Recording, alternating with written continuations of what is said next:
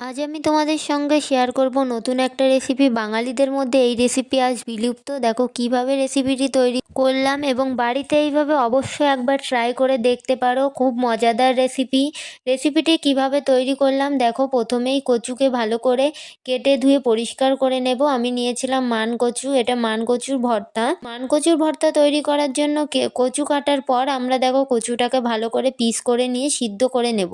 সিদ্ধ হয়ে গেলে সাইডে রেখে জল ঝরিয়ে নেব। তার সঙ্গে শিলের উপর নিয়ে নিয়েছি দেখো কিছু পরিমাণ সরিষা এবং সঙ্গে কাঁচা লঙ্কা। এই ছোট ছোট লঙ্কাগুলো ছিল বাড়ির গাছের।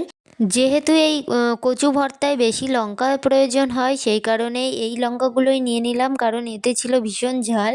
সরিষা এবং লঙ্কা ভালো করে বেটে নিয়ে এর মধ্যে দিয়ে দেব আগে থেকে জল ঝরিয়ে রাখা সিদ্ধ করা কচুগুলি। দেখো এগুলোই মা ভালো করে বেটে নিচ্ছে। এগুলো ভালো করে বেটে নিয়ে এর মধ্যে দিয়ে দেব পরিমাণ মতো লবণ এবং পরিমাণ মতো হলুদ। পরিমাণ মতো লবণ এবং হলুদ দিয়ে এগুলো আবার একটু বেটে নেওয়া হলো। বেটে নিয়ে এর মধ্যে দিয়ে দেওয়া হবে পরিমাণ মতো সরিষার তেল। তোমরা লঙ্কাটা তোমাদের মতো করেই ব্যবহার করো, যে যেরকমভাবে যে লঙ্কাটা খাও সেইভাবেই ব্যবহার করো। দেখো আমরা সবগুলো দিয়ে এগুলো ভালো করে বেটে নেওয়া হলো। আমাদের ভর্তা রেডি হয়ে গেছে। ভর্তাটি কেমন লাগলো অবশ্যই কমেন্ট করে জানিও এবং বাড়িতে অবশ্যই একবার ট্রাই করো। ভিডিওটি ভালো লাগলে অবশ্যই লাইক কমেন্ট শেয়ার করো। চ্যানেলটিকে অবশ্যই সাবস্ক্রাইব করে পাশে থেকো।